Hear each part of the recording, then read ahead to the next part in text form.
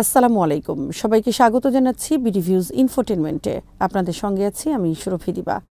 বারবার অনুরোধ করার পরও ইসরায়েল কোনোভাবেই গাজায় মানবিক সহায়তাবাহী ত্রাণ নিয়ে কোনো ট্রাককে ঢুকতে দিচ্ছে না। গাজার মানুষ যেন কোনোভাবেই খাবার না পায়, বেঁচে থাকার রসদ না পায়, সেজন্য সব দিক রুদ্ধ করে দিয়েছে জায়নবাদী দেশটি। গাজায় কর্মরত স্বাস্থ্যকর্মী ও ভলান্টিয়ারদের আটক ও অপহরণের অভিযোগ উঠেছে ইসরায়েলের বিরুদ্ধে। একই সাথে ইসরায়েল পশ্চিম তীরসহ অধিকৃত ভূখণ্ডে থাকা ঐতিহাসিক মসজিদেও চলতি রমজান মাসে গাজাবাসীকে প্রবেশ করার অনুমতি দিচ্ছে না। ইসরায়েলের বর্বর চিত্রগুলো ফুটে উঠেছে আমাদের এবারের প্রতিবেদনে।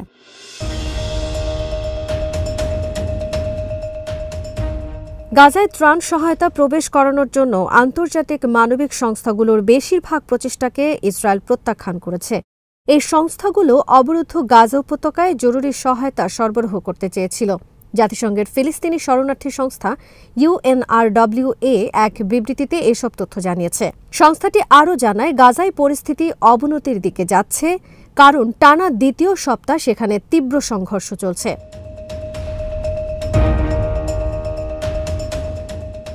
এই অবস্থায় গাজায় প্রয়োজনীয় সরবরাহ ফুরিয়ে আসছে এবং যদি সহায়তা প্রবেশের অনুমতি না দেওয়া হয় তাহলে কিছু প্রয়োজনীয় সামগ্রী কয়েকদিনের মধ্যেই শেষ হয়ে যাবে। UNRWA আরও জানায় যে মানবিক সংস্থাগুলোর বেশিরভাগ প্রচেষ্টা ইসরায়েলি কর্তৃপক্ষের সঙ্গে সমন্বয় করতে ব্যর্থ হয়েছে, কারণ সেগুলো প্রত্যাখ্যাত হয়েছে।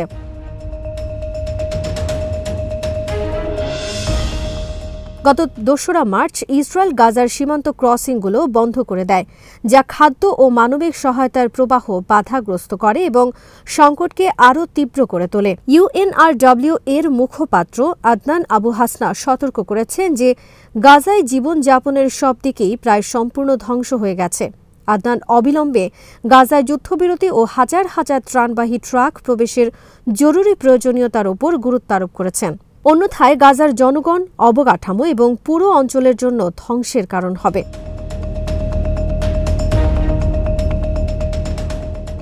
এরপর গত ১৮ মার্চ ইসরায়েলি সেনাবাহিনী গাজা উপত্যকায় আকস্মিক বিমান হামলা চালায়। এতে করে ৮৩০ জন নিহত হয় এবং প্রায় ১৮০০ জন আহত হয়। এই হামলা জানুয়ারিতে কার্যকর হওয়া যুদ্ধবিরতি ও বন্দি বিনিময় চুক্তিকে ভেঙে দেয়। ২০২৩ সালের অক্টোবর থেকে ইসরায়েলের ভয়াবহ সামরিক হামলায় গাজায় ৫০,১০০ এর বেশি ফিলিস্তিনি নিহত হয়েছে, যার বেশিরভাগই নারী ও শিশু, এবং ১,১৩,৭০০ জনেরও বেশি আহত হয়েছে।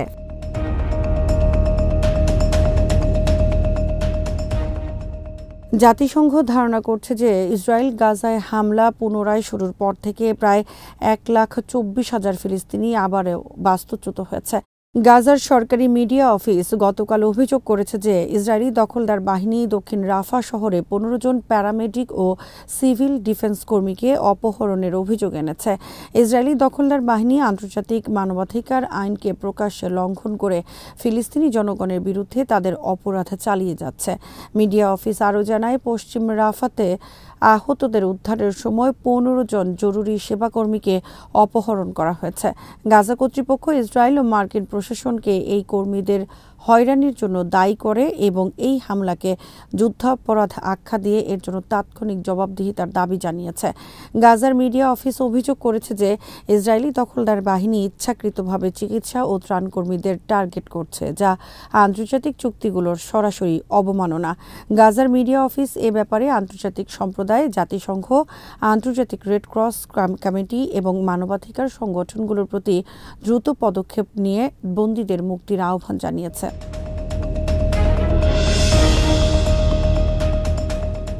এদিকে ইসরায়েলের সামরিক বাহিনী নতুন বাধ্যতামূলক বাস্তুচ্যুতি আদেশ জারি করেছে।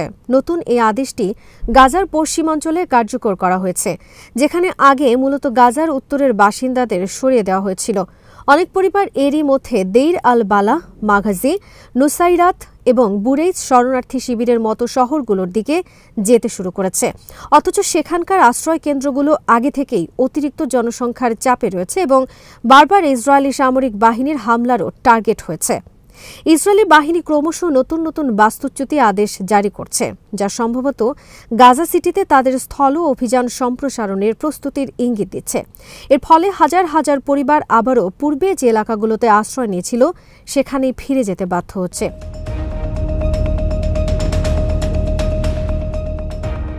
ইসরায়েলের বর্বরতা গাজার পাশাপাশি অধিকৃত সব এলাকাতেই ছড়িয়ে পড়েছে।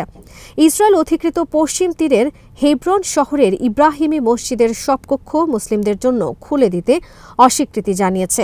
বিশেষ করে লাইলাতুল কদরের রাতে মসজিদ খোলা হবে না বলে ইসরায়েল জানিয়ে দিয়েছে।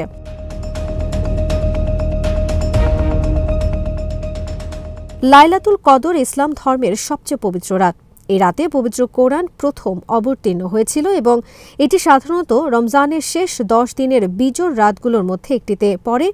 যদিও সংখ্যাগরিষ্ঠ মুসলিম সাধারণত 27তম রাতকে লাইলাতুল কদর হিসেবে পালন করে, কিন্তু পবিত্র এই রাতেও মসজিদ খোলা না রাখার যে সিদ্ধান্ত ইসরায়েল নিয়েছে তাকে ফিলিস্তিনের ওয়াকফ মন্ত্রী মোহাম্মদ নাজম একটি স্বেচ্ছাচারী ও বিপজ্জনক নজির হিসেবে আখ্যায়িত করেছে।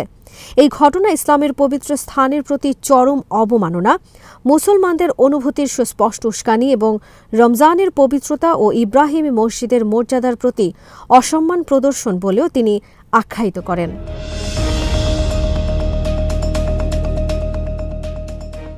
ফিলিস্তিনের ওয়াকফ মন্ত্রী মোহাম্মদ নাজম ফিলিস্তিনিদের আহ্বান জানিয়েছেন যাতে তারা মসজিদে জড়ো হয়ে ফিলিস্তিনে মুসলিমদের উপস্থিতির স্বীকৃতি আদায় করেন। এই কঠিন সময়ে দখলদার শক্তির বিরুদ্ধে প্রতিরোধ গড়ে তোলার জন্য এটি সর্বোত্তম উপায় বলেও তিনি জানান। ইব্রাহিমি মসজিদ হেব্রনের পুরাতন শহরে অবস্থিত, যা ইসরায়েলের দখলে রয়েছে। এই এলাকার প্রায় 400 অবৈধ ইহুদি বসতি স্থাপনকারী বাস করে, যাদের সুরক্ষায় প্রায় 1500 ইসরায়েলি সেনা মোতায়েন করা হয়েছে। উল্লেখ্য, 1994 সালে একজন অবৈধ ইহুদি বসতি স্থাপনকারী 29 জন ফিলিস্তিনি মুসল্লিকে হত্যা করার পর ইসরায়েলিরা ইব্রাহিমি মসজিদকে দুভাগে ভাগ করে। এর মধ্যে নামাজ কক্ষ সহ 63% এলাকা ইহুদিদের জন্য বরাদ্দ করা হয় এবং মাত্র 37% মুসলমানদের জন্য নির্ধারণ করা হয়। প্রথাগতভাবে মসজিদটি বছরে মাত্র 10 দিন পুরোপুরি মুসলমানদের জন্য খোলা হয়, যার মধ্যে রমজানের শুক্রবার ও লাইলাতুল কদরের রাতও অন্তর্ভুক্ত।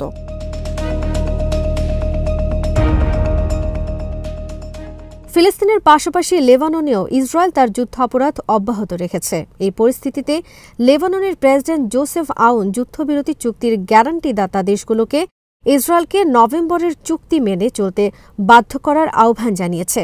তিনি সতর্ক করেছেন যে চলমান লঙ্ঘন গ্যারান্টিদাতা দেশগুলোর বিশ্বাসযোগ্যতা দুর্বল করছে এবং সংঘাত দীর্ঘায়িত করছে।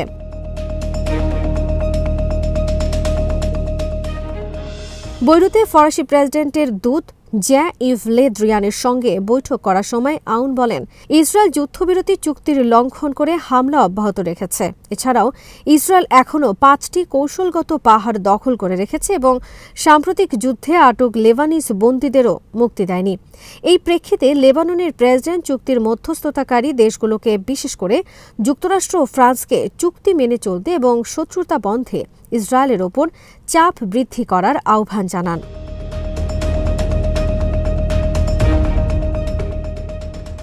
আউন ও লেদ্রিয়ানের আলোচনায় লেবানন সিরিয়া সীমান্ত পরিস্থিতিও আলোচিত হয় বলে প্রেসিডেন্টের কার্যালয় জানিয়েছে।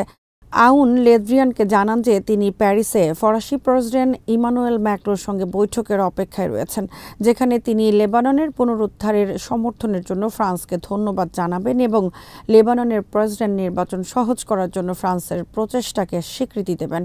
ফরাসি দূত লেবাননের 2 দিনের সফরে এসেছেন, যেখানে তিনি লেবাননের প্রধানমন্ত্রী নাওয়াফ সালাম ও পার্লামেন্ট স্পিকার নাবিহ বেরির সাথেও বৈঠক করবেন।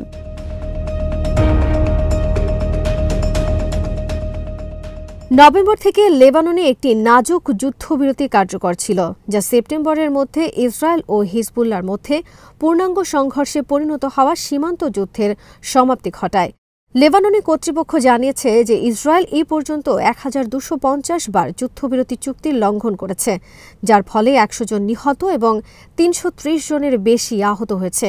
চুক্তি অনুযায়ী ইসরায়েলের 26 জানুয়ারির মধ্যে দক্ষিণ লেবানন থেকে সম্পূর্ণ প্রত্যাহার করার কথা ছিল।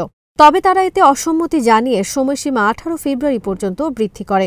এখনও পর্যন্ত তারা 5টি সীমান্ত চৌকিতে সামরিক উপস্থিতি বজায় রেখেছে।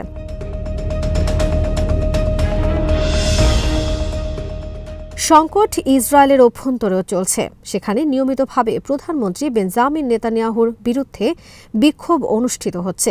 তবে নেতানিয়াহুর সাম্প্রতিক গণবিক্ষোভের জন্য বিরোধী দলকে নৈরাজ্য উস্কে দেওয়ার অভিযোগে অভিযুক্ত করেছেন।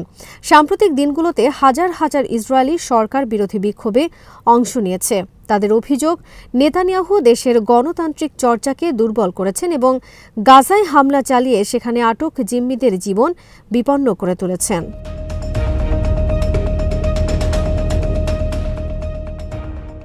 গত সপ্তাহে শুরু হওয়া এই বিক্ষোভগুলো বিভিন্ন বিরোধী দল ও গোষ্ঠীর উদ্যোগে আয়োজন করা হচ্ছে।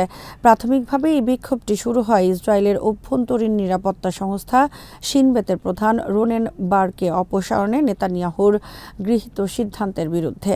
ইসরায়েলের বিরোধী দল এই পদক্ষেপের বিরুদ্ধে একটি আপিল দায়ের করেছে এবং একে নেতানিয়াহুর স্বার্থপর সিদ্ধান্ত বলে অভিহিত করেছে।